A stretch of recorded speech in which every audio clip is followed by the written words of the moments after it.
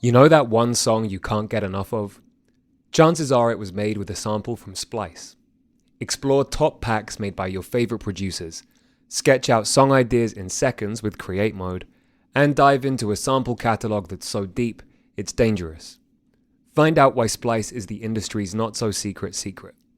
Visit splice.com and try for free today. Welcome to the Fader interview.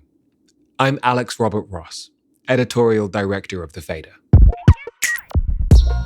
When Kim Cattrall made her long-awaited return as Samantha Jones last week to the Sex and the City spin-off And Just Like That, it was with many, many stipulations.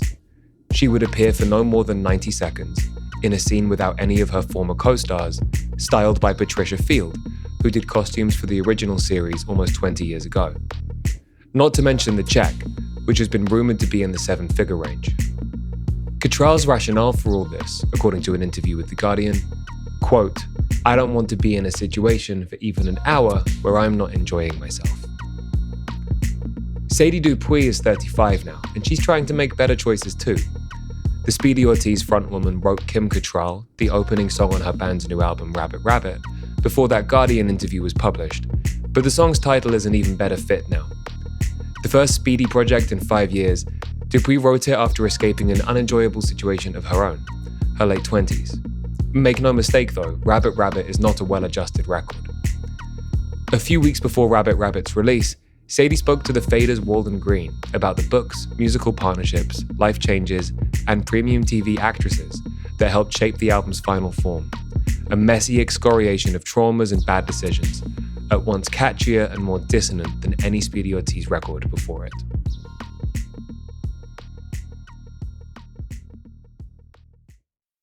I guess we gotta start with Kim Cattrall. As in, why her? Why Kim Cattrall? It's funny. I think we're taping this the day before she's set to appear on And Just Like That.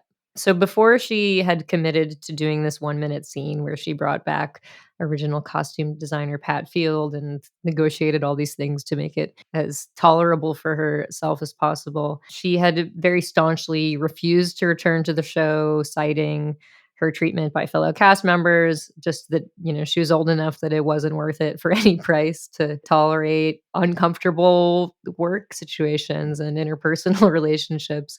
And so the song has really very little to do with Kim Cattrall at all.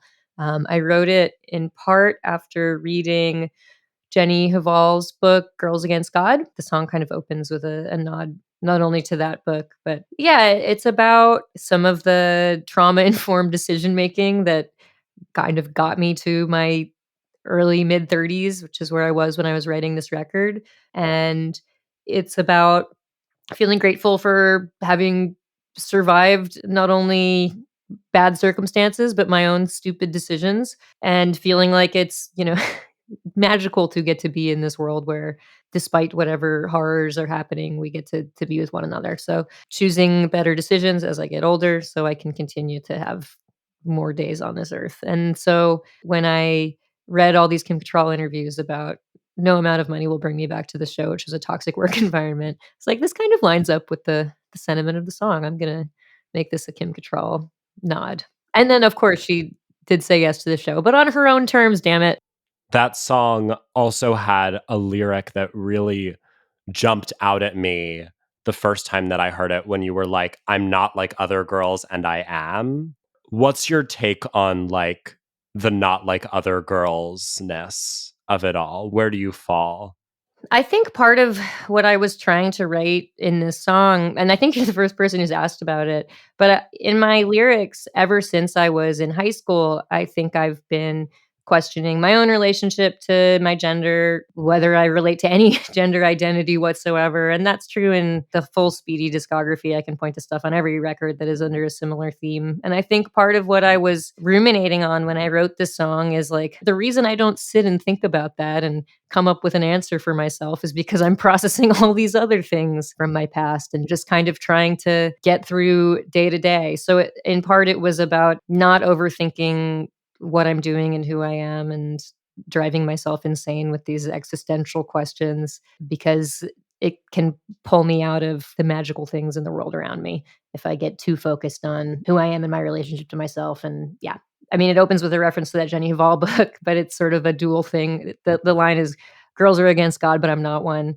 And I sort of left it open. I'm not a god, and I'm also not a girl. So that's sort of what I was playing with this song.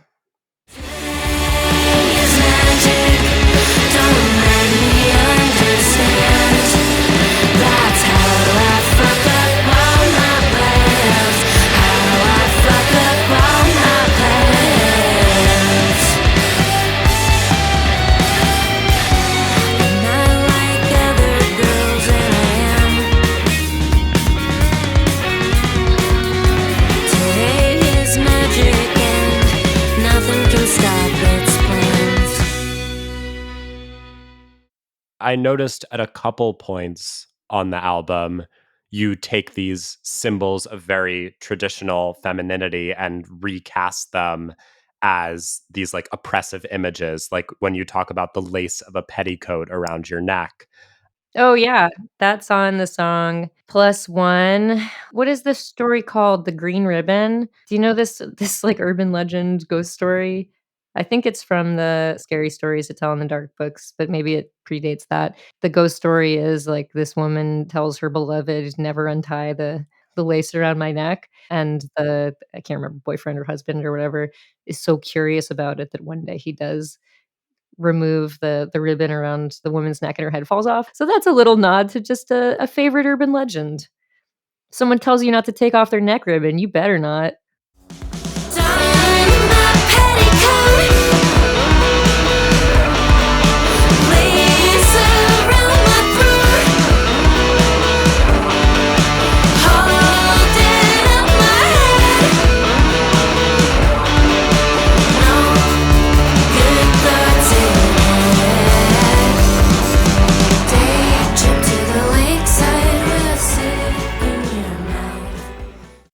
On this new album, you worked with Sarah Tudzin as like an engineer producer. Sarah, of course, being from Illuminati Hotties. And I guess I'm curious to know, what new sides did she bring out in your sound? How did she shift the creative process behind this record? Well, I'll say Sarah's a good friend and we've worked together before, and I'm gonna like answer for her because I also write for Tape Op and I interviewed her for that publication, which is a magazine for recording and engineering. And it's free and much recommended for the listeners who want to know more about nerdy stuff like this. So Sarah definitely fulfills all kinds of roles on different projects. And I think going in on this together, she knows about me as a producer and a co-producer. I come in with a ton of stuff pretty much already decided.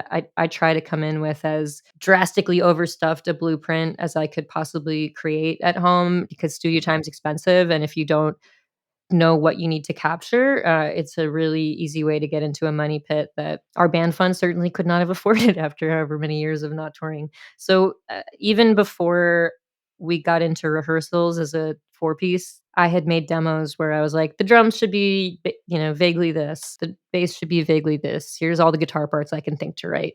Sometimes Andy wrote some different ones to add to it. Sometimes he took over some that I wrote. I wrote a bunch of keyboard parts, similar deal. Sometimes Andy replayed those. Sometimes we mixed them in with what I already did. But the direction of the songs was pretty decided before Sarah was coming on board. This is not to say that on other projects she works on, she doesn't have more of a steering role. And I think what makes her a great collaborator is she can do it all. She can just hit record and set up some mics, or she can be getting into the nitty gritty and crafting different sounds. But because she kind of already knows how I work, because we worked on the last Sad 13 record together to some extent as well, the mission from the start was, how do we record this as well as possible so that all of these details that are already composed into it can shine?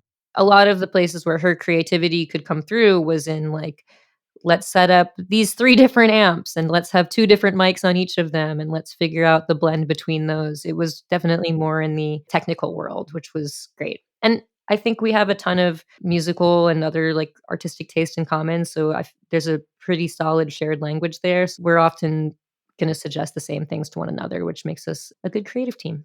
Speaking of the Sad 13 project, the last record that you put out from that, is more recent than the last Speedy Ortiz record, moving away from the band and sort of devoting yourself to these like solo projects. How has that come back to inform the full band work that you're doing as like the front person of Speedy Ortiz? So the last record we had out for Speedy was in 2018.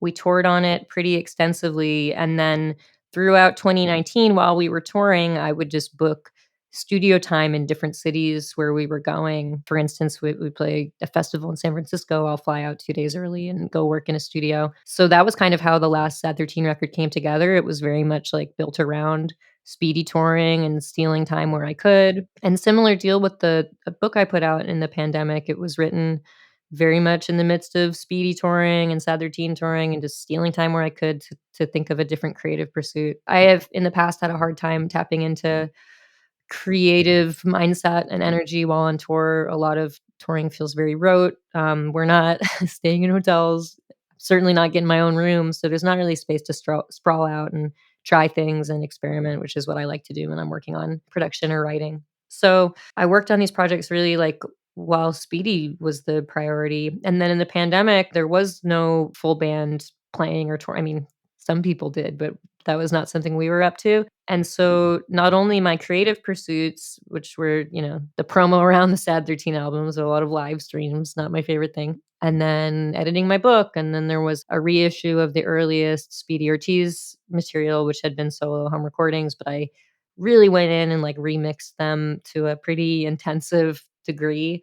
And then all my freelance work is like me alone as well, whether that's me writing or whether that's me. I did some scoring and production stuff for other people's projects, but I'm doing it all for my home studio.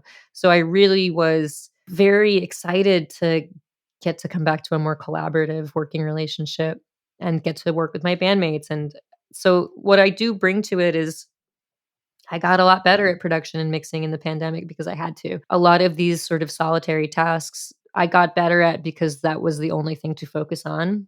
And so the pre-production was a lot more intensive. The sounds I was able to generate were more interesting than I think I knew how to make before. But at the same time, that was true of all my bandmates as well. They were also all sitting by themselves and getting better at different things or taking time away from an instrument and having that inform their approach when they returned. So I think we all kind of did our own thing for a few years and resulted in a really interesting collaboration when we were finally able to get in a practice space together. I totally see that come through on Rabbit Rabbit too, because it's such a hi-fi record, I think. Like there's just so much detail and clarity with respect to the way that it's recorded.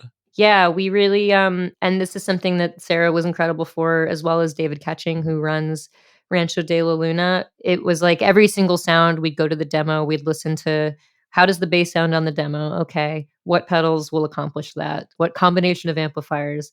Okay, now we've got to pick an arsenal of mics to record all of it. And then what kind of blend? So there was a lot of that kind of nitty gritty decision making. And it was certainly one of the more intensive recording and mixing processes I've been part of, but that's like my favorite part of the whole thing. So it was really intensive but fun. You also mentioned the poems that you were writing on your last tour, which I'm assuming are what sort of came together to form Cry Perfume. Yeah, I wrote that in between 2016 and 2020. So it was like a pretty long chunk of time, but because I was touring, it would be like you just take moments where you can to focus on something. You don't always have the energy to write poetry when you're driving 8 hours a day and then playing a gig and not getting to the place you're sleeping till 3 in the morning and whatever else. What do you find holds consistent between writing poetry and writing music? And what do you find really is sort of distinct between those two?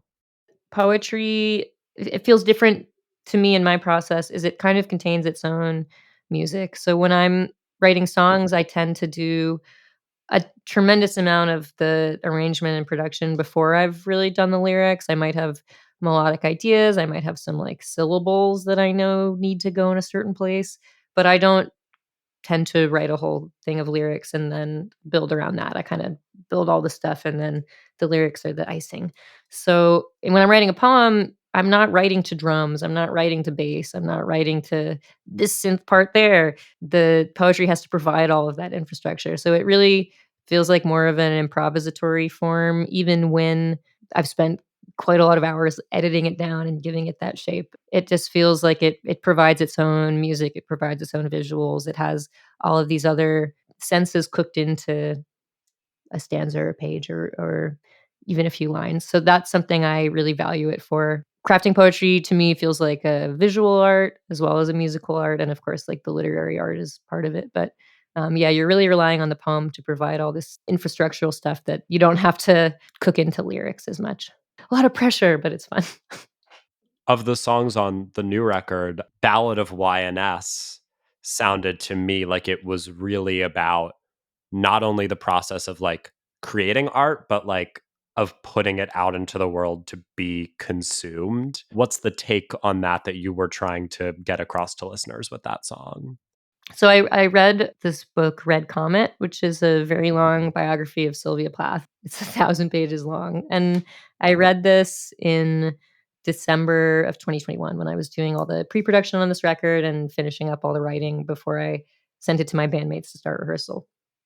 So I read that Sylvia Plath had dated someone in college that Yoko Ono also dated in college. I love gossip, especially gossip from like half a century before I find it out. So I thought this was a really interesting juxtaposition of two artists that I don't really think of as in conversation with one another or really as from the same era, but they very much are. And I started to consider other similarities in their lives and careers and to different ends, of course, but both have this very academic, like fine art training, and then go on to produce this very wild and vibrant and groundbreaking confessional art in different corners of art. But I think there was a similar impulse in their work, certainly in Sylvia Plath's life and for many decades after it, and certainly in John Lennon's life and for many decades after it. Both Yoko Ono and Sylvia Plath, their work was considered secondary to their male partner's work. So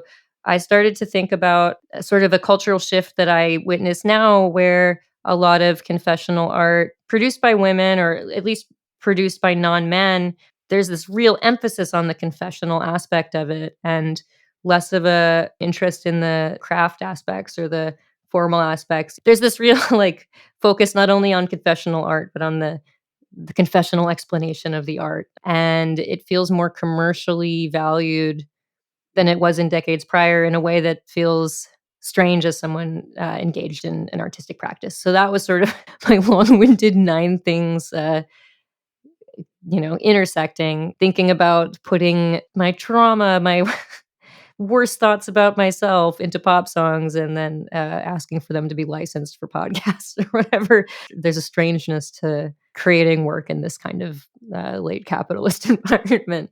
So would you, I guess, consider the work that you do to be confessional? Yeah, and I think part of why I read whatever these Sylvia Plath things come out every few years, she certainly was one of my first poetic influences, and a lot of the poetry and songwriters I like, I think, work in that vein. That's not to say that's entirely what I'm doing in my songs, and I certainly draw from fiction and from documentarian elements that have nothing to do with me, but I do feel in the vein of memoirists. And I mean, I look at like someone like Annie Ernaux, who's granted she's a Nobel Prize winner and has had a many decades career of extreme literary fame. But I feel like there's a real moment for Annie Ernaux right now where everybody I know is reading like 20 of her books at once. And this is the most like gutting, straightforwardly told confessionalism I can imagine. It's reportage about the writer's most painful thoughts, feelings, memories, experiences. So I do feel inspired by work like that and have frequently used my own life for material. But I also have to roll my eyes at the way that that's having a moment in pop music. There's a difference, right, between pop musicians being held to this extremely high standard of authenticity by like their fan bases vis-a-vis actually like pulling from one's own life and using music as a vehicle to like process things. Yeah, and I think that songwriting mode has been pretty de rigueur in indie rock for as many decades as I've been alive. It's just there wasn't such a spotlighted focus on the genius.com-ification of lyricism has really, brought a lot of the, like, biographical material into the spotlight. I mean, you look at what was I listening to? I'm not even gonna say. I've been starting to run again, which has been an on and off thing for me since I was 15, 16. So for like 20 years, I've been running off and on. And sometimes when it's a slog of a run, I just want like comfort, stupid gym rock. So I listen to a lot of the toxic, weird, gross lyrics that I really, really liked when I was 15, 16, starting running. And I was listening to one the other day that I'm not going to name for the sake of my own embarrassment. But I was like, these lyrics are so fucked. What does genius.com have to say? And there's nothing. And yet you look at something that's a little bit more subtle and nuanced and contemporary. The armchair analysis on genius.com is like, I could buy the spark notes of it. So I do feel like there's been this turn to very literal lyrical analysis. If I tell you what a song's about, I can tell you literally what it's about, but the lyrics aren't a one-to-one portrayal of that. And I don't know. There's a strangeness to that expectation coming alongside releasing lyrics at all. Part of the sense that I got, and correct me here if I'm totally reaching, but is that the lyrics on Rabbit Rabbit feel at many points like designed to resist that kind of easy one-to-one interpretation.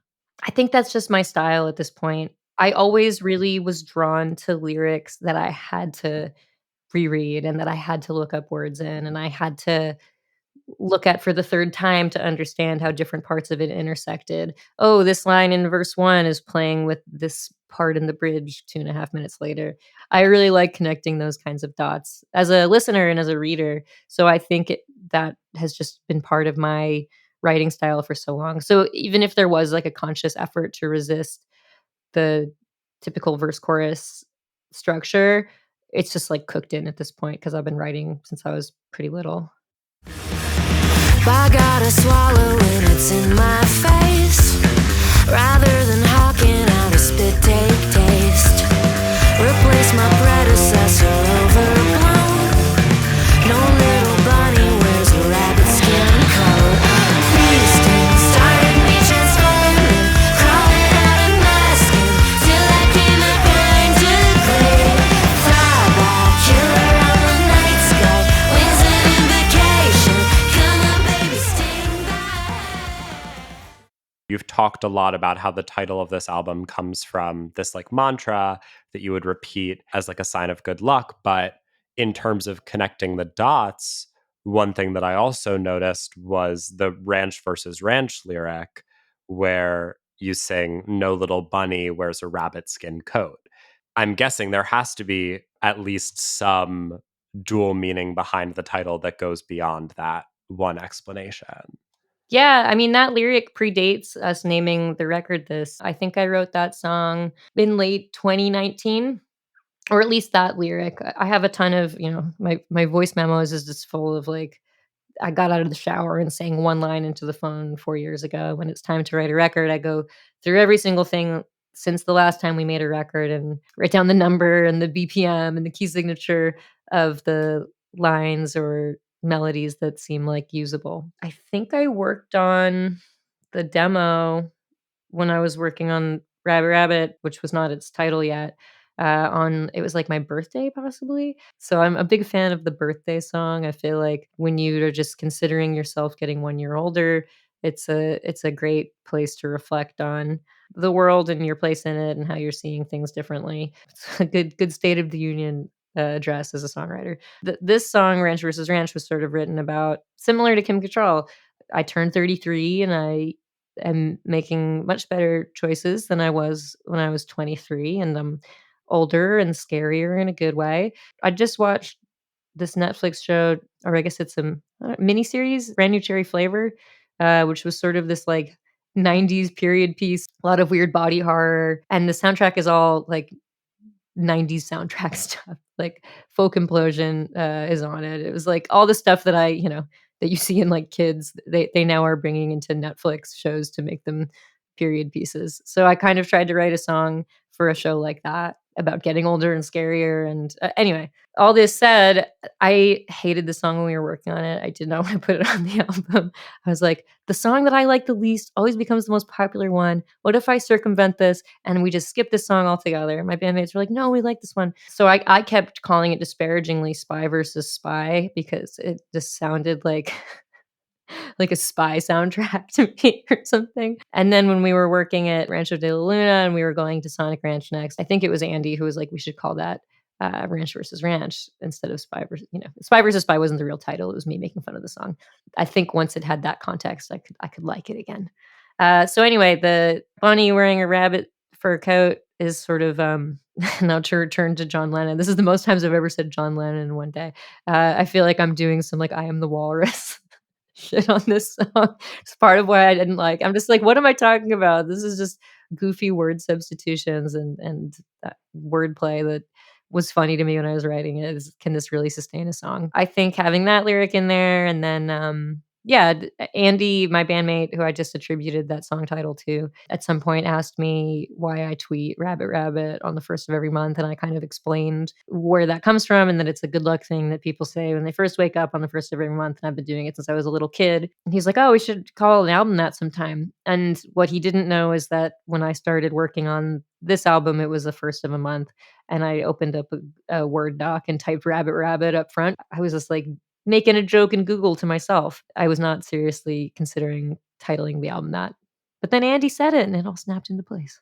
It's so funny that you mention writing Ranch versus Ranch as like a soundtrack song for like a Netflix show set in the 90s, because the first time I heard it, I was like, there's something almost new metal about this. Like there's something almost like a Deftones song about this, which never would I have thought like Speedy Ortiz new metal. Yeah, there is a more direct Deftones homage on the album, and I can't remember where Ranch versus Ranch came in the writing process versus the other one, which is Who's Afraid of the Bath, but I did write that one as sort of an intentional musical homage and then like lyrical response or analysis critique of Digital Bath. I love Deftones. We really all do. And I was trying to find the other day. This is the terrible thing about media consolidation and then the disappearing of our archives. But I feel like I remember some really funny, goofy interviews that we all did. Speedy's been around long enough that 11, 12 years ago, goofy interviews we did. And I remember doing an interview, I want to say with Chart Attack, that was just all about new metal. This is like the year 2014. We were just like, new metal is cool. We never stopped listening. Here are all the things we like. New metal will come back. And then, of course, like 6 years later, Rina Sawayama started doing new metal. Like, I feel like a lot of pop things have now turned a positive eye toward new metal, but we never stopped believing. We always loved new metal. So I just hadn't felt that I knew how to interpret some of those sounds before, but I do now. And that's where Who's Afraid of the Bath came from.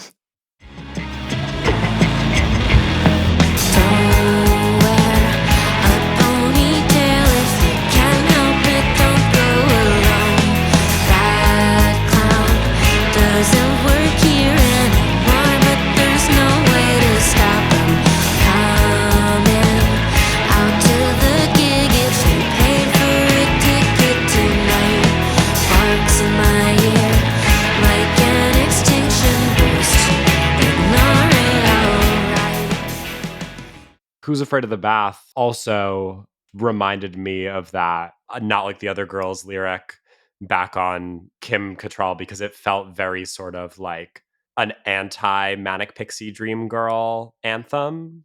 So I think of a song like Digital Bath, and I could think of like 30 songs that I feel similarly about, where I was blown away by this when I was younger, and I still think it sounds amazing, but I look at the lyrics now and I feel a little troubled by them. And Digital Bath basically describes in very poetic terms someone randomly murdering a woman as like a cool source of imagery. That's basically like what it's doing. So I think about all these songs that I grew up on and grew up loving. And then I think about some difficult experiences I've been through that other people I know have also been through, which is I've experienced stalking and I have experienced abuse in a relationship. And you think about the way that songs like this, it's not to say that there's any one-to-one correlation, and I certainly don't believe that showing violence in art is the causality that causes violence to occur, but what does it mean to be identified in someone else's mind as the subject of violence in the way that songs like this portrayed and reflected to us when we were younger? So that's sort of what I used the song to explore, the way that violent fantasies are projected onto women for the sake of art. Then there's a reflection of that in real life, in my life, and in the lives of my friends. So it doesn't come to any like neat conclusion. I'm really talking about my own experience, but I thought it could be helpful for me to reflect it through the like sonic palette of something that had showed that kind of violence to me when I was younger. So that's sort of where that song came from and how the meaning connected to the lyrics. Are there other new musical reference points that you and the band were drawing from when you were making Rabbit Rabbit? Things that were sort of like on your radar that maybe weren't on previous Speedy Ortiz releases? Well, so something about this record is I very intentionally tried to keep newer sounds out of it. And in part, it's because I was exploring my relationship to music and why I started to write songs and why I was drawn to playing in bands. And also I was writing this during the pandemic, and I think a lot of us were doing comfort listening of going back to things that maybe we grew up with or were very familiar with. Which is not to say I haven't listened to a ton of new records, and I do every week, but I tried to keep that out of this record. And I was specifically looking at stuff from like 2001, 2002, 2003, maybe 2004 is like a latest point, but basically the stuff that I was inspired by when I was first playing guitar and playing in bands. I thought it would be interesting to enter songwriting through a place of homage to the stuff that first inspired me, especially since I was trying to explore like what drew me to music in the first place. It felt appropriate to do that in the style of some of the things that drew me in.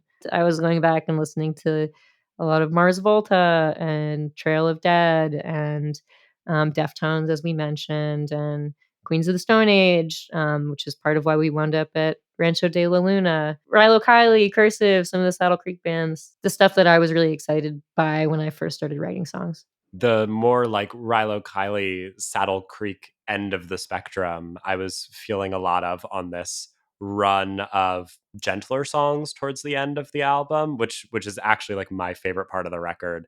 The Emergency in Me, The Sunday, Brace Thee period at the end. I'm curious, was structuring the record to have these sort of peaks and valleys a conscious decision on your part to be like, I want these parts to be very up and then these parts to be more like down? Yeah, I mean, we go pretty deep into the sequencing and print a million different versions of it to see what flows the best. And this is one of the first times we've had to change the sequence because of the restrictions of what can be stored on like like an LP.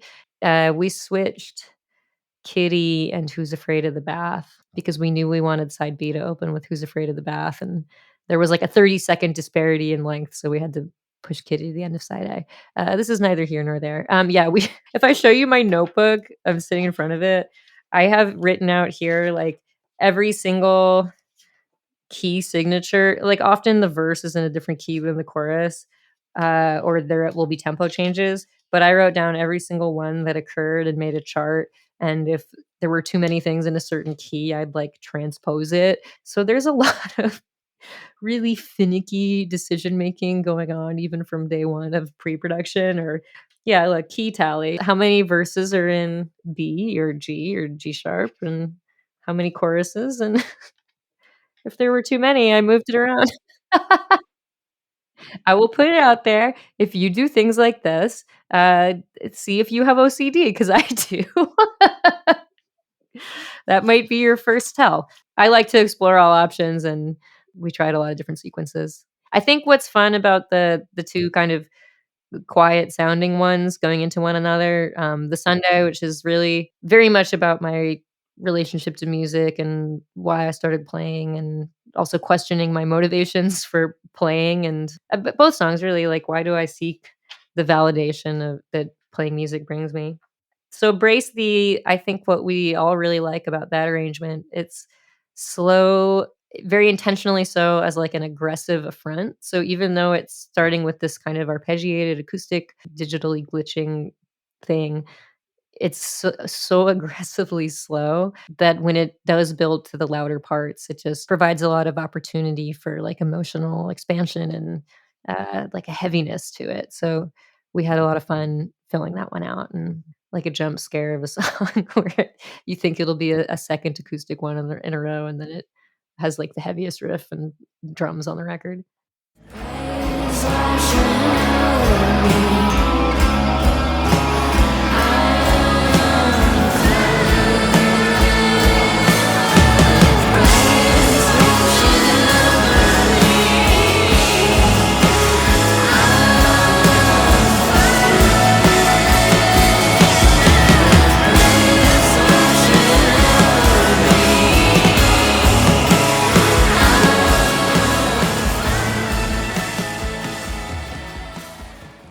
And of course, then it goes into Ghostwriter, which is so up-tempo, which literally sounds like some lost shoegaze pop like crossover hit from the 90s.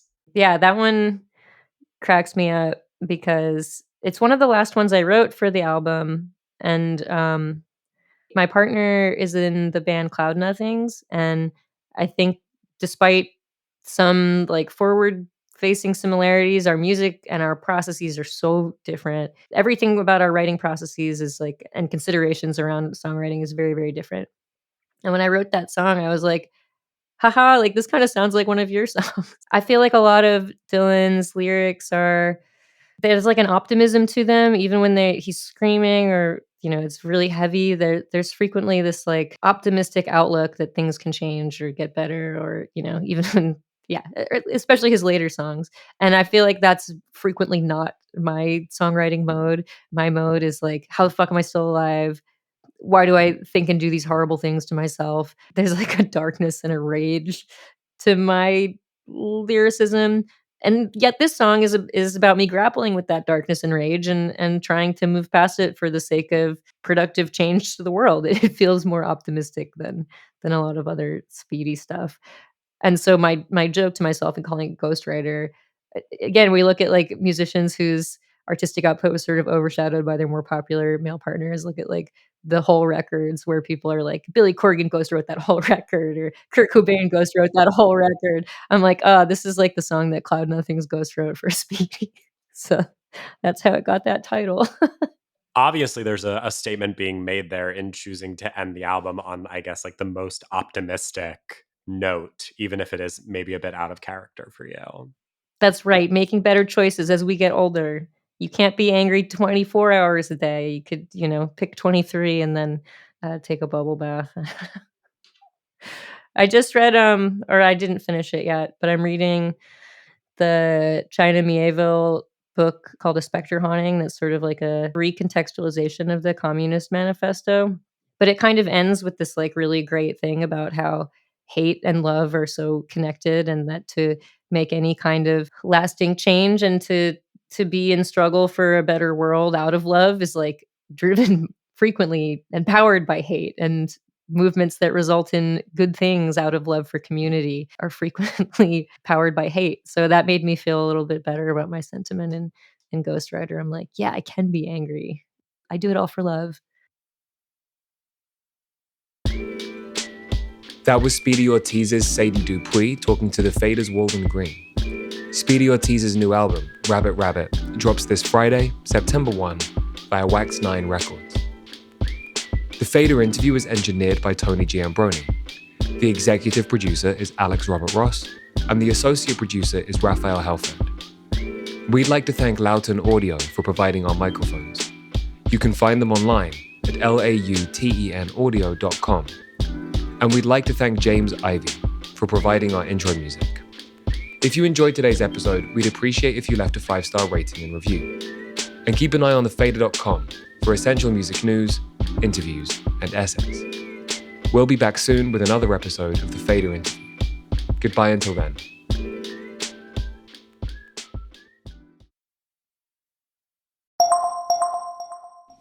You know that one song you can't get enough of? Chances are it was made with a sample from Splice. Explore top packs made by your favorite producers, sketch out song ideas in seconds with Create Mode, and dive into a sample catalog that's so deep, it's dangerous. Find out why Splice is the industry's not-so-secret secret. Visit splice.com and try for free today.